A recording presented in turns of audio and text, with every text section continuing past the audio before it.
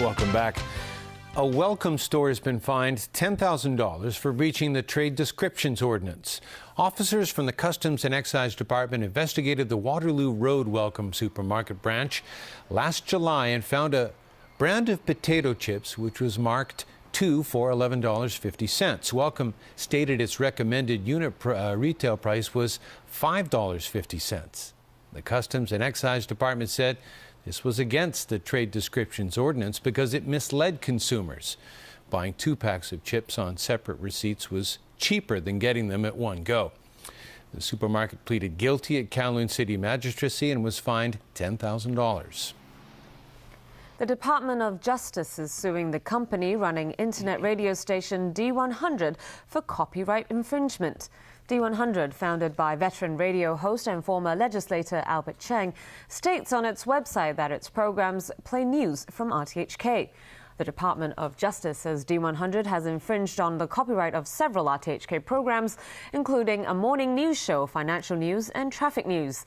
Apart from seeking compensation, it's also demanding that D100 delete all its archives on the internet and any other medium that holds these copyrighted materials.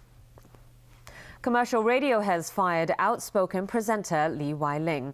A commercial radio spokesman today confirmed that Li's contract had been terminated with immediate effect. Last November, Li was moved from hosting a morning radio talk show to an evening program. Known for her strong views on the government, Li criticized the unusual program change. But after the change, Commercial Radio Chief Advisor Stephen Chan, who replaced Li's spot on the morning show, said that Li had told him she didn't mind the switch. The second reading for the buyer's stamp duty bill is scheduled for next week. One of the topics at the center of the debate is the negative vetting procedure under which lawmakers would only scrutinize changes to the tax after they came into effect. That is, as Stephanie Choi reports, the government insists on using this procedure for future amendments to the buyer's stamp duty.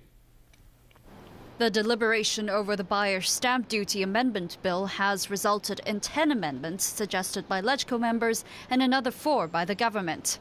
Democratic Party lawmaker James To suggested future buyer stamp duty rates should be determined by positive vetting, which means LegCo's prior approval will be required. But the government disagrees. It insists that the negative vetting procedure, under which a piece of legislation is first published in the Gazette before being presented to lawmakers for their scrutiny, will give market forces a clearer direction. If you have positive vetting, the vetting period can range from over a month to several months until the end of the electoral session. So in the meanwhile, the market will have to speculate, and this is not good for a stable and healthy market. James To questioned Zheng's opinion, saying the markets can still cope with proposed changes to buyer stamp duty rates with positive vetting. The estate agent or the solicitor firm will ask the purchaser to place the amount of stamp duty of the old law into the purchaser's solicitor firm's account as stakeholder money. If the positive resolution to decrease the rate of stamp duty pass, of course, the part of the stamp duty will be refunded to the purchaser because he has to pay less. However, if the positive resolution cannot pass, then, of course, the full amount placed in the solicitor account will be used to pay the stamp duty to the stamp duty office. To believes the government's insistence on negative vetting is out of administrative convenience and to make it difficult for legislators to veto its amendments.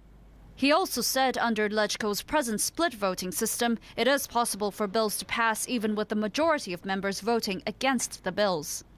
Stephanie Choi, TVB News. New People's Party has formed an alliance with Civil Force, raising the number of district councillors from 12 to 31. After allying with the community organisation Civil Force, the MPP will have 17 new Civil Force district councillors and 2 independent district councillors, expanding the North East New Territories network. Legislators, core members and district councillors of the MPP will also join Civil Force. Civil Force Chairman Poon Kwok-shan will become the MPP's vice chairman.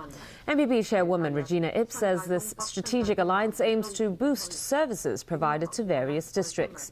She adds the move has nothing to do with the 2017 chief executive election. All right, Chris, over to you for sports. We are all about the Olympics, right? So let's get there. Slovenia and Switzerland shared the spoils in the women's downhill today. As Tony Sabine reports, it is the first time in Olympic history the two alpine skiers tied for the gold medal. Chelsea blew their chance to go 4 points clear at the top of the Premiership after they were held to a draw at West Brom overnight. And that's the news for tonight. Thanks for watching. Good night.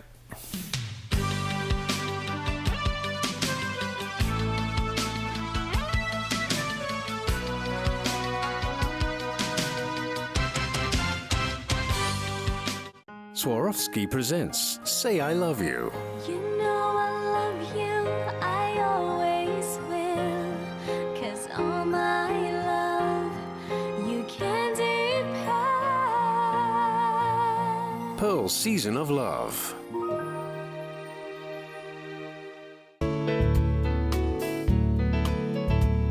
Hello everyone, it was cold and cloudy to overcast with some rain today. At 5 p.m., the winter monsoon was affecting the South China coast. Today's temperatures range from 7.3 to 10.5 degrees, and the current temperature is 9.7 degrees Celsius. 0.3 millimeters of rain has been recorded since midnight, and the cold weather warning is now in force. So Freddie, how's the weather tomorrow?